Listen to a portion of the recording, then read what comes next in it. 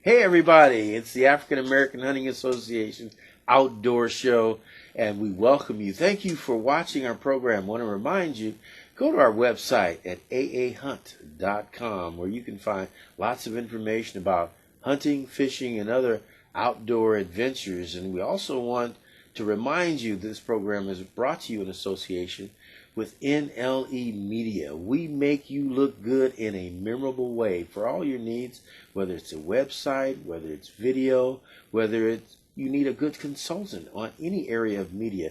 Go to nlemedia.com and find out about the great services offered by our great partner and friend, Greg Gordon.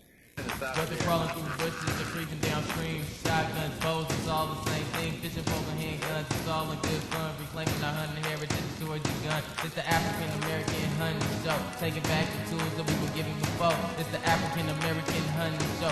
Going back to the woods with guns, rods, and bows. It's the African American hunting show. Taking back the tools that we were giving before. It's the African American hunting show.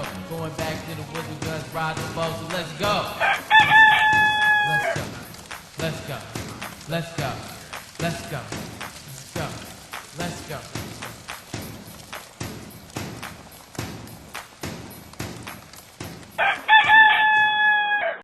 Today on our program, we're going to show you some fishing and we're going to talk about fishing.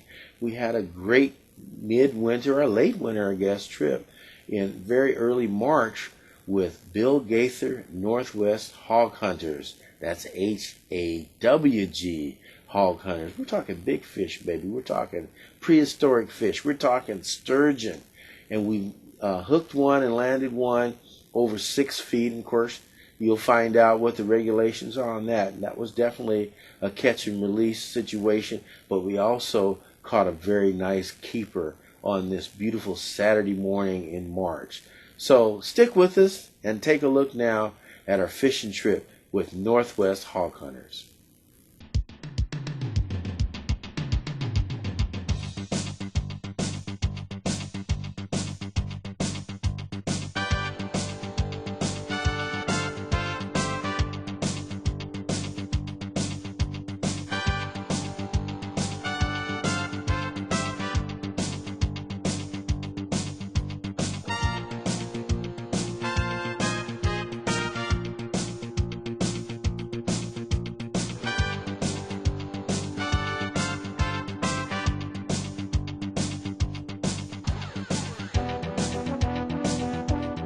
Everybody, it's a rainy morning in Oregon City, Oregon. I'm Donnie Adair with the African American Hunting Association Outdoor Show, and today we're going sturgeon fishing with Bill Gaither, Northwest Hog Hunters.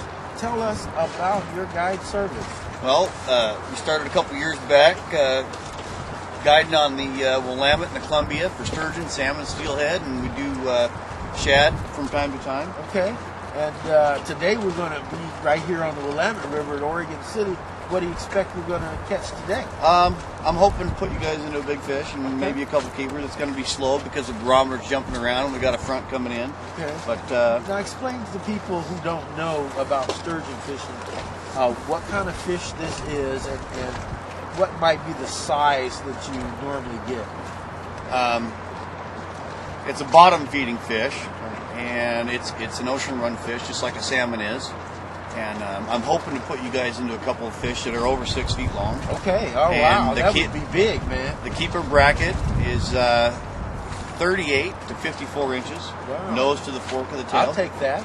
Well, yeah. Are they good eating fish too, right? They're very good eating. Great. They're like considered a poor man's halibut. I like them better than halibut. Okay. They got a sweeter taste to them. Now, how long have you been guiding?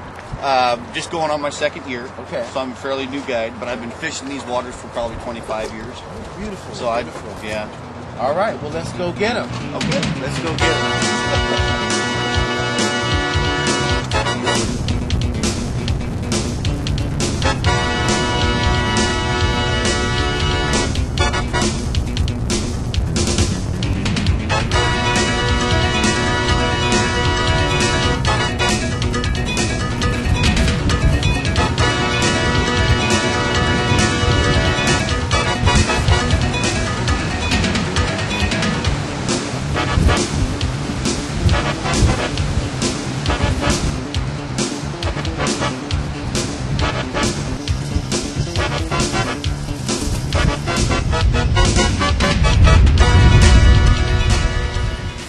first of all, about the equipment. Well, we're using a fairly heavy rod. We're fishing heavier water up here in the falls. We're using a 30 to 80 pound, about a 6.5, 7 foot rod with a 320 GTI or a reel that's equivalent to that. Okay. These are fairly inexpensive. You can buy these on sale for about $75. Okay. Fill them with 80 pound tough line or XP. Okay. Braided line's better because you can feel the bite better. Okay. And you There's feel no stretch in that braid. right, and when you set the hook, they're there. Okay. And then we're running just a basic slider outfit. Okay. Where I've got a 20-ounce cannonball on there, and you don't need to run this line, but it saves you from mainlining, losing everything. If you get hung up, this is going to break off versus losing everything. And so the leader on this line is only about 40. This is 40 right here going to the lead. On the lead. This is 130. 130. Because the sturgeon are sharp, and if you're just running regular line, they can chew that up and break it real quick versus this is what's touching the fish. Okay, what kind of line is that? Just a braided line. A braided line, yeah. about 130 pounds. 80 to 130 pound is what I suggest. And then we're running a 9/0 hook, and these fish aren't hook shy. Okay. I mean, I've caught fish 8 inches long on that hook. Okay. All right. So they're not hook shy. And when you get an 8 to 10 foot fish on there, that looks real small in a sturgeon's mouth. Okay. Now, what kind of bait are we going to put on those hooks? Well, sand shrimp work good. You got to tie those on with some stretching string, which is right here. We're not going to do that. We've got some squid that I got laid out here. And basically, you're going to set this up the same as you would like a herring or any kind of bait fish, smelt. And I basically just run this through, hook down, and I bring it out about between the eyes there and just run it down like so. And I'll take a couple half hitches.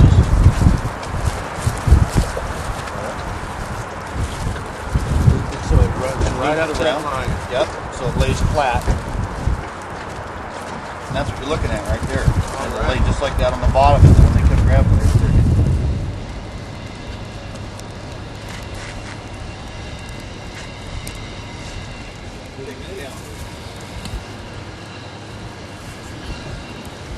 now set the hook.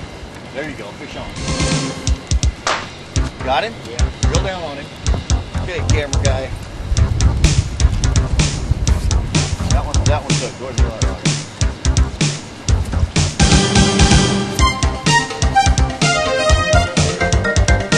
Keep that rod bent.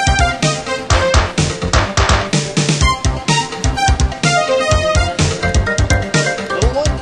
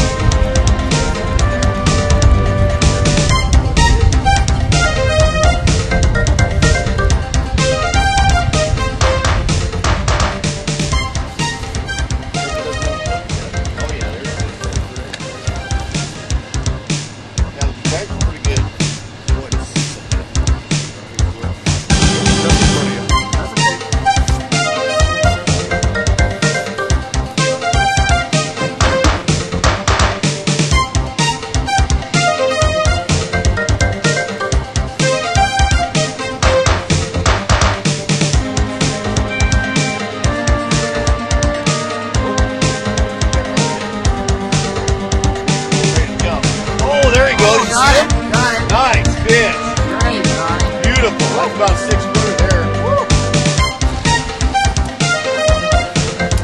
Woo! Look at that man. Sturgeon, baby. Yep. Nice one. Woo! Hog, Northwest Hog Gunners. Wow. Right there, baby. That's what it's all about. Takes two. Right on. There it is. Yeah. And I'll see you in the field. Right on, dude. Woo. Glad we could do that. First one. I'm glad I worked out this week. Yeah.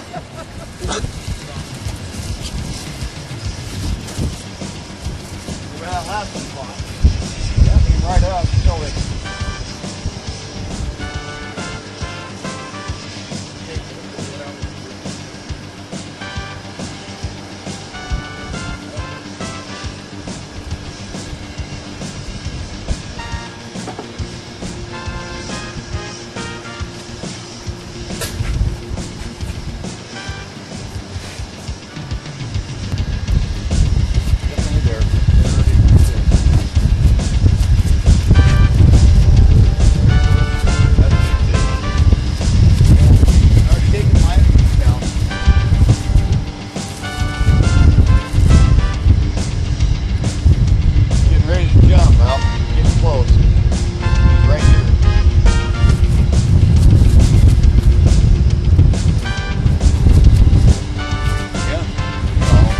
measurement. Go ahead and step to the front of the boat there next to the cameraman and I'll scale this one.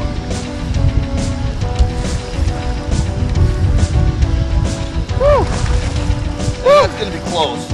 Woo!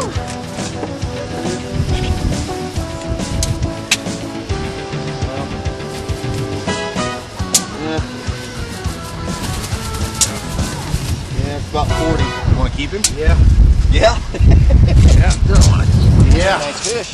All right. Yeah, nice fish. African American Hunting Association outdoor show with Northwest Hog Hunters, baby. Love you guys. Mark, Bill. This is fun. This is number 2.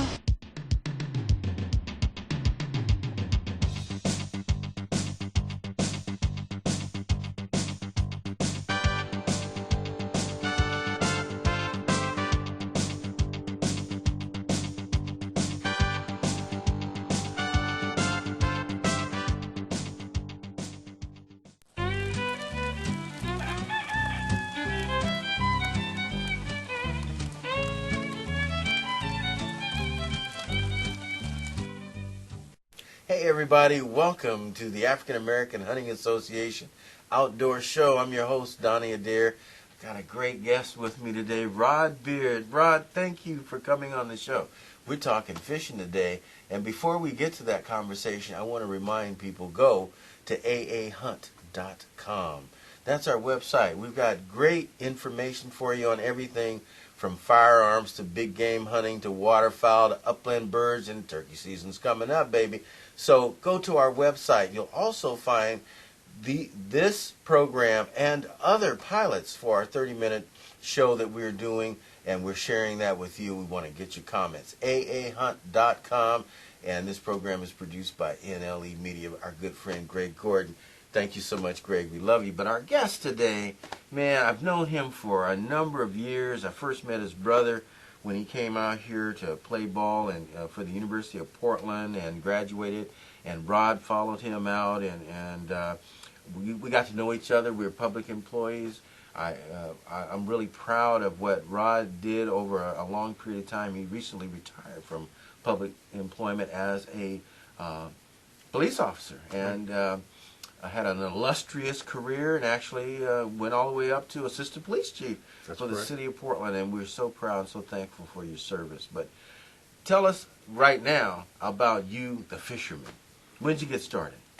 Fishing, for me, it's kind of like a lifelong adventure. I can't remember not fishing. Okay. My mother and father were born and raised in North Carolina. Okay. And they moved to California so my father could work in the shipyards. And he also thought that he would give his kids a better opportunity at personal growth, education, if they went to California, because back in the South in those days, there weren't a lot of opportunities for black people. And my father thought we would do better by moving to California. Right. In terms of fishing, my mother and father, and in particular my mother, were avid fisher people. Okay. That was our family adventure. As soon as we could walk, we had a cane pole, and we began fishing. There were 6 kids in the family, and generally at the time there was always one kid in diapers. Okay. And as soon as you could hold a cane pole up, you were fishing. All right. Well, what kind of fish were you going for in those early days? Primarily panfish, bass, crappie, bluegill, catfish, smaller warm water fish, because that's what they did in North Carolina. Yeah. And as we got a bit older, we started to do more fishing in the saltwater in the bays, and that would be striped bass and some crabbing and things like that. Yeah. Now, did you do like catch and release? Because I have a special catch and release program that I like. I like to take them and season to taste and release them in a vat of hot grease. So what did you guys do with your fish? Well, with 6 kids and 1 income in those days, we ate our fish. All right. Those fishing trips provided a lot of family meals. Okay, great. And I say this to people jokingly, because it's great if you're a fish and release person and you're enjoying the sport. But many of us grew up. We had, this was a way of supplementing our diet and our income and everything else. And while we did not take any fish in excess of limits, we would take our limit, and we would eat our limit as well. Well, you release the smaller ones, and the fish like carp that you didn't particularly like to eat, right. you'd release those without harming them. So I could see that. But we also had gardens back in those days. Right. We didn't buy vegetables or fruits. We had gardens in the backyard that provided all of our vegetables and fruits, and mostly what we bought from the store was just meat and our finished products like your flour Right. and bread and things like that, things that you couldn't make at home. Well, now, when you moved to California and the West Coast, what kind of fishing did you do there? That would be the same warm water fishing that they did in North Carolina. All right. The difference is you're fishing in rivers in California as opposed to farmers' ponds. Okay. And we'll see some pictures later on. Okay. I'll show you my cousin. They were into farming, and every farmer had 2 or 3 different ponds that they had stocked with fish, and that's where a lot of people did their fishing in North Carolina. Whereas in California, a lot of the rivers, like the Sacramento River and tributaries that led to the bay, you'd fish those. And a beautiful fishery, all the way up to Lake Shasta, Yeah. which is a great fishery. Have you ever fished there in I Northern have not California? fished Lake Shasta. I've got a friend who's used to try to get me to go. They would go once a year and rent a houseboat to Yes, fish. we did that. It's Yeah. beautiful in Northern California, and that particular lake has everything, from salmon and trout to catfish, crappies, bass, smallmouth and largemouth, everything. It's a beautiful fishery. But now you have fished in Alaska, haven't you? I fished in 2 spots in Alaska. I've been about 3 times, but I fished in Homer, which is on the spit at the bottom of Alaska. That's where you get bigger halibut, if that's what you're after. Right, and you got a big picture of a halibut for us that you shared with us with beautiful fish. Yeah, and the other one, the big fish we had was a lingcod, but that was out of Seward. And backing up a bit, one of the things I've always done, when I went to college in San Diego at UCSD, and there I met a fellow named Jeff Nelson and became friends with him. Okay. And we always talked about fishing because my mother and father fished with me growing up. His father fished with him growing up, and that was a lot of your bonding time with your parents. And so we had talked about going fishing forever. And 30 years later was the first fishing trip we took to Alaska. We talked about that back in 1976, 77, when we were both in college. And that's what precipitated the Alaska trips. Okay. And so Seward was the second trip to Alaska. Okay. Homer was the first trip. Now, when you go on those trips, is it very expensive when you're going up there? It's, in my mind, relatively inexpensive. I would say the most outside would be $1,500, and that includes your airfare, there and back, food, lodging, and it cost about $395 to go out on each charter. Okay, so and that's for like about 3 days? About 3 days, yeah. Roughly well, 3 I would days, say, give or you know, take. on a vacation, that would be very reasonable. Yeah. It would be very reasonable. What are the different species that you can fish for when you go to Alaska? Well, what we fish for lingcod, and the one that you'll see the picture of is 59 pounds, 9 ounces. That's a big fish. In fact, it had about a 2-pound salmon in its gut when we cleaned it. And halibut, which is my favorite species to eat, and then silvers. I've not fished the other Chinook, and there are different kinds of salmon you can fish for up there, but I've only fished for the silvers because you can do a trip for the $395. You go out all day, and what you do is you fish for halibut in the morning, and generally in the afternoon you fish for salmon. Oh, beautiful. And if you get a good skipper, you can go for lingcod as well. Okay, all right. I'll think about that as we plan our adventures, because we are going up there with the AAHA cameras to Alaska for some fishing as well as for some hunting. Well, I've got some recommendations. I'll dig out the receipts and give you the name of a captain who did a good job for us. All right. And, you know, I think they have some packages where you can hunt in the morning and fish in the afternoon, too. You can do just about clamming. Yeah. You can It's a do great all area. kinds of different things. Yeah. It's a pretty rich environment for wildlife there. My Hunting's one great. experience with Alaska was I went there to Anchorage to a conference, and in order to save the government money, I had to stay over the weekend and fish the Kenai River. Oh, yeah. You That's know? that's one of the great ones. And it was beautiful, and I had a guide all to myself for a whole day as we floated down the river. That's great. Well, I appreciate you sharing with us today. In closing, I wanted to ask you to share a little bit about your law enforcement background, because we do like to share with young people what we do in real life other than fishing and hunting and that kind of stuff. And just tell us a little bit about your career in law enforcement. Well, I'll tell you how I first got in law enforcement, which was pretty interesting because for a lot of black youths, and I was young when I came here, law enforcement is never the first choice. I had a friend who was a probation officer who said, I think you'd be a good police officer. Mm-hmm.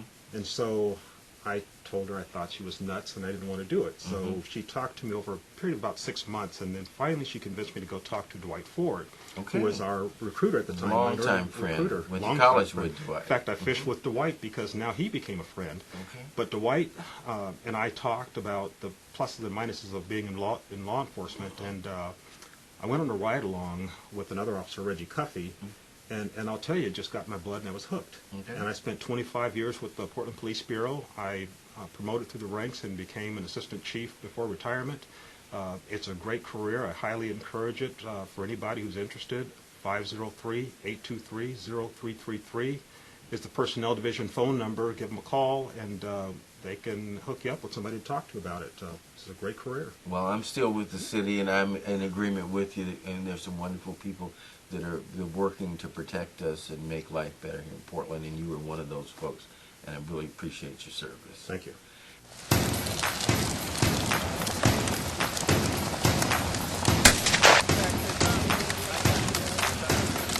Nothing crawling through bushes and creeping downstream. Shotguns, bows, it's all the same thing. Fishing, poking handguns, it's all a good fun. Reclaiming our hunting heritage towards the gun. It's the African American hunting show. Taking back the tools that we were given before. It's the African American hunting show. Going back to the woods with guns, rods, and bows. It's the African American hunting show. Taking back the tools that we were given before. It's the African American hunting show. Going back to the woods with guns, rods, and bows. Let's go. Let's go. Let's go. Let's go. Let's go. Let's go. Let's go.